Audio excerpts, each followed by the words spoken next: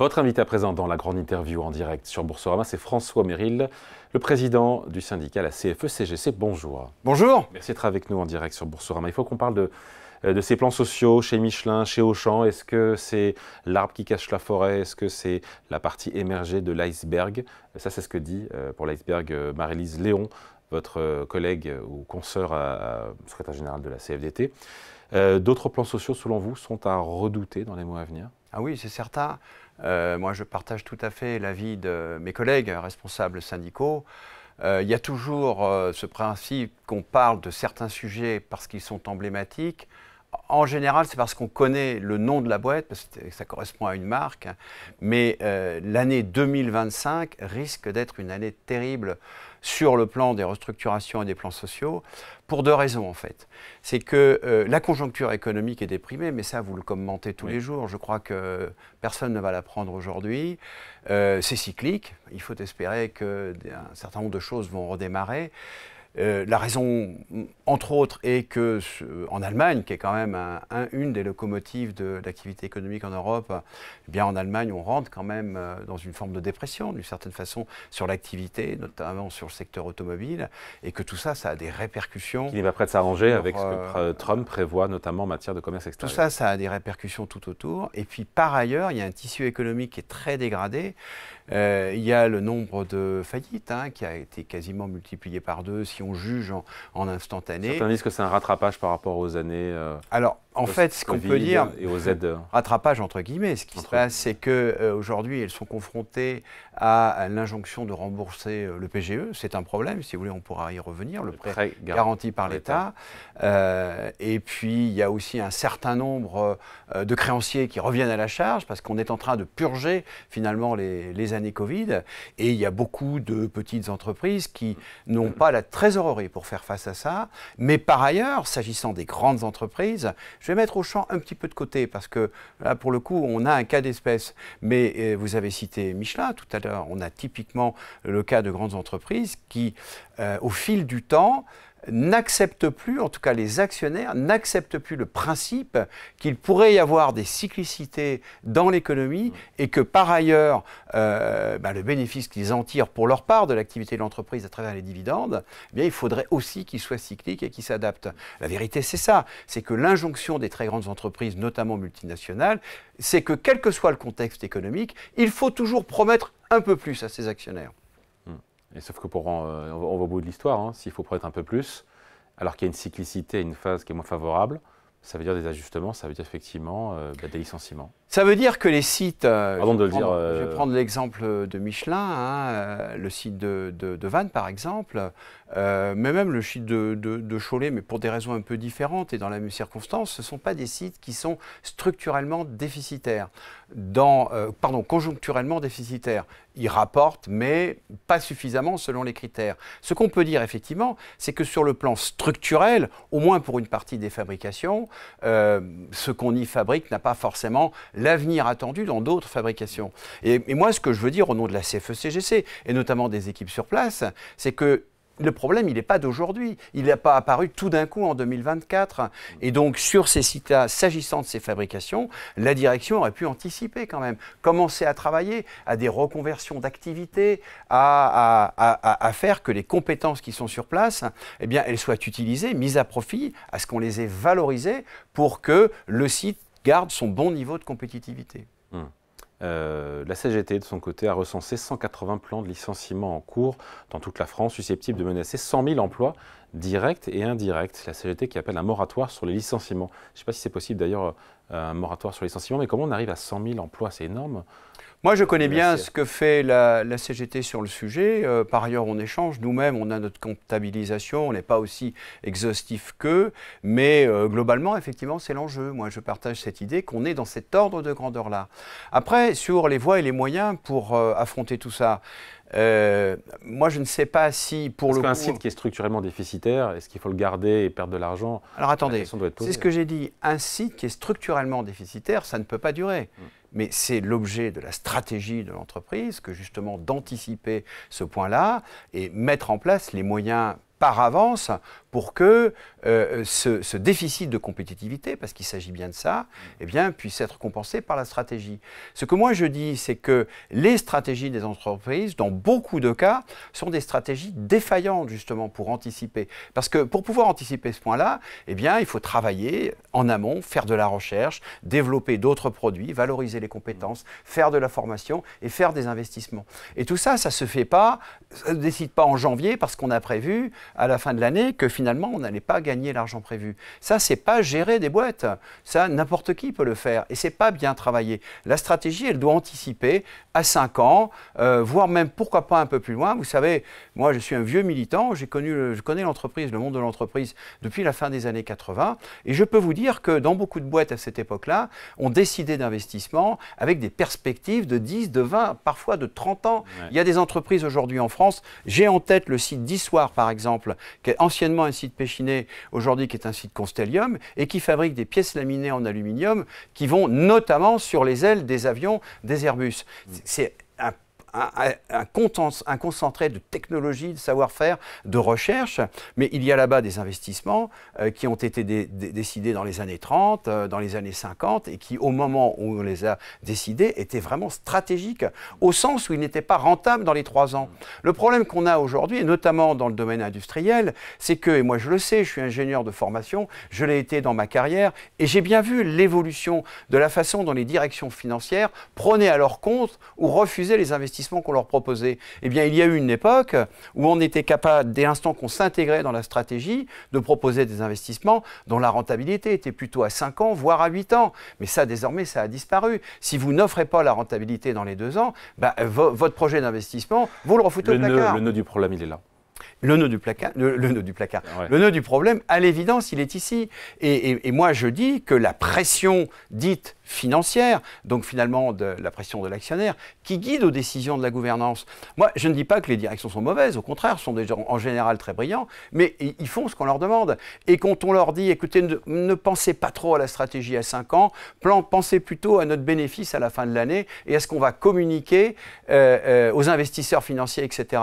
Ben là, on n'est plus du tout sur le même ordre de grandeur. Et je crois qu'on a un décalage, c'est-à-dire que, notamment, et j'y reviens dans l'industrie, où il faut penser loin, c'est-à-dire investir beaucoup aujourd'hui en recherche, en développement, prévoir des projets, avoir des équipes dans les ateliers de méthode, etc., qui pensent en fait l'activité à long terme, mais l'injonction de la gouvernance est de penser le résultat à court terme. Et ça, c'est incompatible.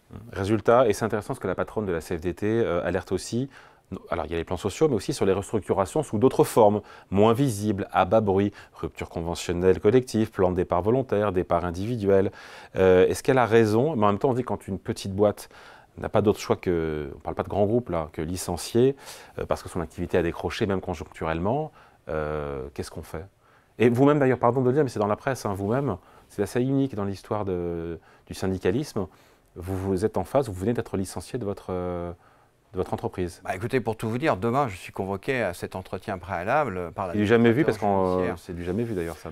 Peut-être ce qui est aussi assez spécial, c'est que j'ai toujours gardé une activité dans l'usine dans laquelle je suis depuis 26 ans, en Savoie, qui est une usine, finalement, c'est assez emblématique, qui a été confrontée à cette problématique. Voilà un site anciennement du groupe Péchinet, le grand groupe Péchinet, voilà, dans lequel, là en l'occurrence, c'est plutôt l'électrométallurgie, et confronté à des OPA, des achats, des ventes, etc. Et au final, un actionnaire qui est très lointain, qu'on ne voit jamais, qui est totalement défaillant, mais qui n'oublie pas de prendre ses fees chaque année. C'est une petite usine, il y a 170 salariés, et qui, par ailleurs, bon, je ne vais pas rentrer dans le détail, mais probablement a une politique assez mal adaptée à la conjoncture économique et qui se retrouve au tribunal de commerce, tout simplement. Et donc, il y a un repreneur, Dieu merci, il y a un repreneur, parce que l'activité aurait pu s'arrêter. Ça fait 130 ans que ça tourne quand même ici. Et donc, il y a un repreneur, le repreneur ne reprend pas tout le monde, eh bien, ceux qui ne sont pas repris... voilà. Et donc, vous êtes convoqué, donc demain? Demain, et puis après, je verrai l'inspecteur du travail. Et puis donc, convoqué, un entretien préalable? Un entretien préalable, oui. Un licenciement? Un licenciement, oui, tout à fait, oui. Mais pour tout vous dire, mon cas n'est pas exceptionnel. Il y a des millions de gens Oui, sauf que j'ai jamais vu un leader syndical, pour le coup, être dans cette configuration. Il n'y a pas beaucoup de leaders syndicaux qui bossent dans une usine de 170 salariés dans une petite vallée entre Albertville et Moutier. Hein. Bon, voilà, ça c'est aussi mon histoire personnelle. Ce qui me permet aujourd'hui de témoigner de deux choses. C'est que le moment où on se retrouve confronté à la réalité extrêmement soudaine et brutale du licenciement économique est un moment qu'on ne peut pas en vérité expliquer tant qu'on ne l'a pas ressenti soi-même. C'est ce moment où tout ce qu'on a investi dans sa vie, dans sa carrière, eh bien, on va devoir le laisser, on l'abandonne en fait. C'est pour ça que j'ai dit dans la presse, j'ai fait beaucoup d'interviews, que ça avait l'effet d'une expulsion finalement, au sens où on laisse tous ces meubles en fait. Et vous savez, cette idée de l'investissement, c'est le même mot pour parler de l'investissement financier. Je vous en ai parlé beaucoup en début d'interview, mais les individus, ils investissent beaucoup de leur vie dans l'entreprise, dans le collectif du travail. Ils s'impliquent et ben, souvent, ils n'ont pas le retour. Ou en tout cas, on ne célèbre pas de la façon adaptée ce que sont des ruptures dans la carrière. Moi, je vois des reportages actuellement sur Auchan, sur Michelin, sur d'autres sites, incroyablement déchirants, de personnes qui ont 50 ans et qui, de fait, ne sont pas dans ma situation. Moi, j'ai 63 ans, un travail, j'en ai encore, je vais rester président de l'organisation pendant 20 mois, et puis après, on verra bien. Mais quelqu'un qui n'est pas aussi exposé que moi, qui va se retrouver sans travail, en fait, demain. Je prends cet exemple. Voilà quelqu'un qui est rentré à 17 ans manutentionnaire chez Auchan, qui a travaillé pour monter dans la hiérarchie, qui a été responsable de rayon, chef du magasin, et qui se retrouve demain à 50 ans au chômage. Quelles sont les perspectives pour lui de retrouver un travail du même niveau de responsabilité et de rémunération? Il va rentrer dans un tunnel terrifiant, en fait, qui l'amène pratiquement dans un cas sur deux au déclassement et à la précarité. Eh bien voilà, ça aussi ce sont des cas très concrets, c'est-à-dire il va laisser sur place tout ce qui a fait l'essence même de sa carrière, et il va se retrouver pas vraiment tout seul, mais quand même il va se retrouver dans un milieu particulièrement hostile où en vérité personne ne l'attend. Et ce n'est pas votre cas parce que vous continuerez de président de la CFE-CGC. Pardon, juste close le sujet. Et donc la raison de fond de votre licenciement, pardon, et après on parle d'autre chose. Eh ben, l'employeur ne reprend pas tout le monde, le repreneur ne reprend pas tout le monde. Peut-être qu'il s'est dit que finalement, ce François Omril, qui l'a bien aidé à mobiliser les contacts, les supports bancaires nécessaires à sécuriser sa reprise, désormais, il ne lui sert plus à grand-chose et que c'est peut-être le bon moment de s'en séparer, peut-être. Bon, question de reconnaissance, c'est discutable, dis donc. Donc, les créations de postes, enfin les destructions de postes qu'en France, c'est nouveau. Au troisième trimestre, on a eu les chiffres, la France a détruit 25 000 postes. Après 28 000 au deuxième trimestre, bien plus que ce qu'on imaginait. On a le sentiment que là, on y est. Ce n'est pas un simple trou d'air, il y a un retournement sur le marché de l'emploi en France. C'est une courbe de chômage qui va remonter. Oui, à l'évidence, ça va remonter. Il y a beaucoup à dire. C'était plus un sujet qui était presque plus... Alors, beaucoup moins, mais moins un sujet. La préoccupation des Français, quand on leur pose la question, aujourd'hui, c'est plus le chômage, depuis maintenant plus de 5 ans. Alors pour moi, c'est un sujet, parce que vous savez, tout n'est pas réductible à un seul chiffre, en l'occurrence, le taux de chômage officiel. Le fameux totem du 7%, etc. On est 7%. À l'intérieur, vous savez, la moyenne, c'est personne. Donc à l'intérieur de cette valeur-là, il y a déjà une grande inégalité territoriale. Il y a des territoires, vous savez que les gens aujourd'hui sont peu mobiles, en fait. Tout à l'heure, j'entendais dans votre reportage, vous parliez de la potentielle augmentation des droits de mutation. Oui. Ben voilà, typiquement, bon, pour les transactions immobilières. Je n'ai pas un avis super autorisé sur le sujet, mais c'est pas difficile de comprendre que c'est un obstacle à la mobilité. Ouais. Le fait que quand vous avez fait l'acquisition d'un bien, au moment où vous allez le revendre pour en racheter un autre, vous allez de fait perdre les droits de mutation. Donc ça, c'est un obstacle à la mobilité. Il y a tout un tas d'éléments qui sont des obstacles à la mobilité. Il faut avoir en tête ça, ce point-là, et c'est un petit peu finalement l'angle mort. Quand vous avez un taux de chômage dans une région de France qui est à 10% et dans une autre région il est à 4%, finalement vous avez tout le monde qui se plaint. C'est-à-dire que vous avez ceux qui sont au chômage dans cette région qui disent mais je ne trouve pas de travail, et on peut le comprendre, et des employeurs dans l'autre région qui disent je trouve personne à embaucher. Ouais. Mais la problématique entre les deux, c'est qu'en fait il n'y a pas de mobilité. Ouais. Et cette problématique-là, elle n'est pas traitée en fait par les pouvoirs publics. Et comment il faudra la traiter alors ? Il y a tout un tas de moyens pour la traiter. Vous savez, là encore, je convoque ma longue expérience sur le sujet, il y a eu une époque où la question, elle était internalisée dans les entreprises. Où quand une entreprise cherchait à recruter, eh bien, elle créait les moyens adaptés à ce que les personnes soient attirées à venir pour tout un tas de dispositions. Ça peut être des logements mis à disposition, ça peut être des services, mais tout ça, on a considéré à une certaine époque que ce n'était pas le métier, que c'était des coûts qui n'étaient pas nécessaires. On a externalisé tout ça. Eh bien, aujourd'hui, on a le résultat. On a le résultat, c'est qu'en vérité, eh bien, la population est beaucoup moins mobile et donc, de fait, l'économie, elle est moins fluide. Tout ça sont des éléments qu'il faut considérer, qui sont difficiles à chiffrer, mais qu'on ne voit pas dans le fameux 7%.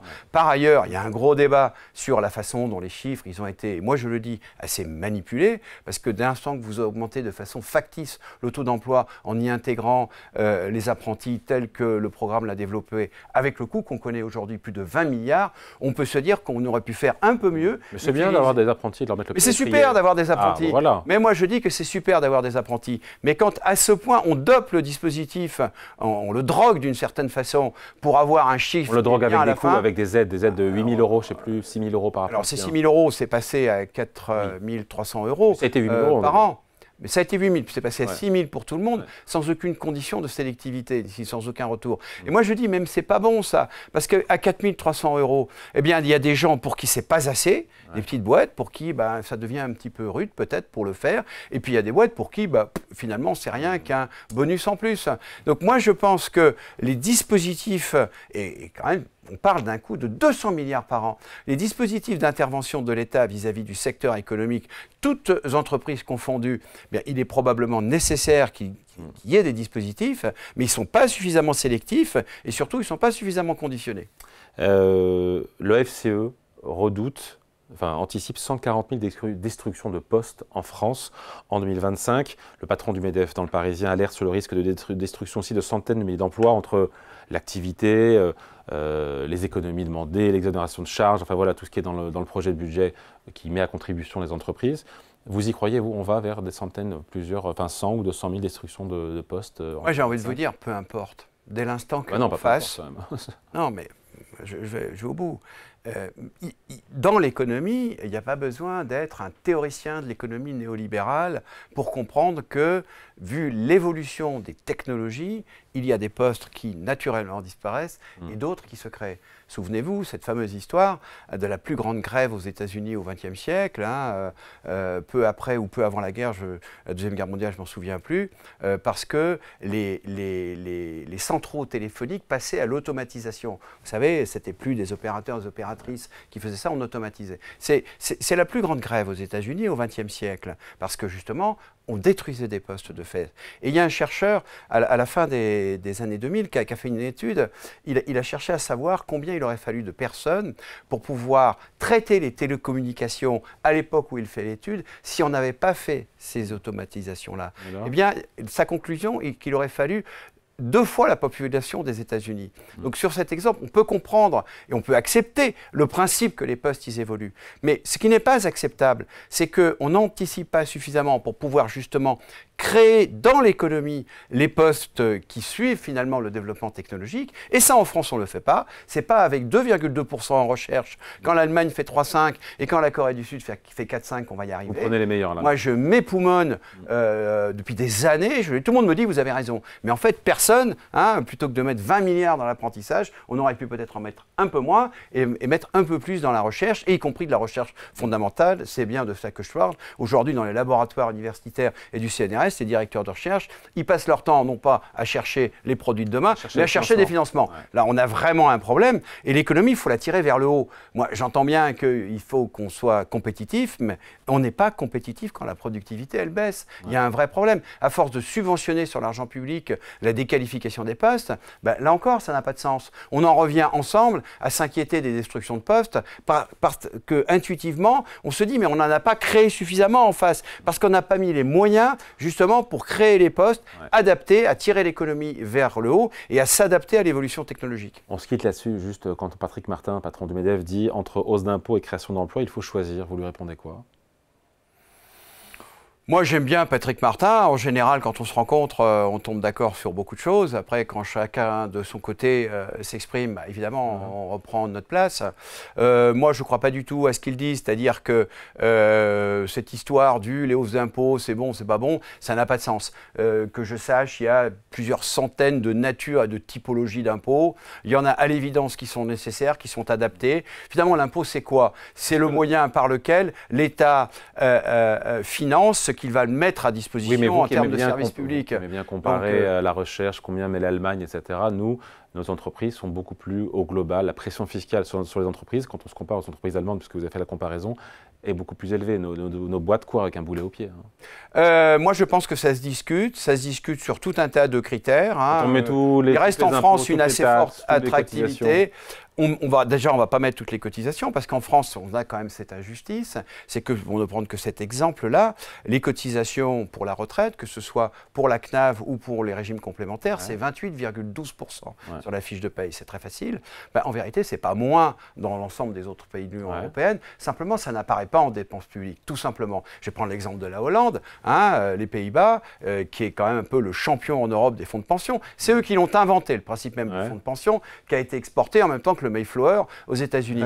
Et donc aujourd'hui, la cotisation retraite qui va dans les fonds de pension, c'est une cotisation obligatoire sur la fiche de paye. Simplement, ça n'apparaît pas en dépenses publiques. Bien sûr, puisque ce n'est pas un système par répartition. Ce sont les normes de la comptabilité européenne qui imposent de mettre cette cotisation. Mais cette dépense, elle a lieu. Mais la vérité, c'est que les gens qui travaillent, il faut bien qu'ils cotisent. Et aux États-Unis, vous savez comme moi, que par exemple, les cotisations... Et donc votre conclusion, c'est quoi? J'ai compris, votre conclusion, c'est quoi alors? La conclusion, c'est qu'on ne parle pas des mêmes choses, en fait. Soit on parle vraiment de ce que, moi, je vous parle des entreprises sur son françaises salaire, qui, au global, c'est ce que me disent beaucoup de dirigeants, et pas seulement du patronat, sont largement plus taxés que leurs homologues espagnols. Moi, je dis c'est pas vrai. Toute la démarche dite de politique de l'offre qui a amené finalement à renvoyer de l'argent public sur les entreprises, il n'a pas ramené vers la moyenne, notamment sur l'impôt sur les sociétés. Il n'a absolument pas eu l'effet. J'observe, moi, qu'on a appauvri l'État à faire ça et que le secteur économique... L'ensemble des secteurs économiques qu'on a aidés avec cette politique, ils ne se portent pas mieux aujourd'hui. Je crois qu'il y a d'autres méthodes, pour le coup, peut-être moins coûteuses, mais en tout cas beaucoup plus efficaces sur le plan économique, qui permettraient de renvoyer nos entreprises vers un niveau de compétitivité mondiale bien meilleur. Et c'est une question, là encore, de choix politique. La politique, c'est faire des choix. Allez, merci beaucoup. Le choix de passer nous voir, François Merrill, donc sur Boursorama, président de la CFE-CGC, invité de la grande interview en direct, et en replay à revoir ou à voir et revoir dès 14h. Merci à vous. Merci.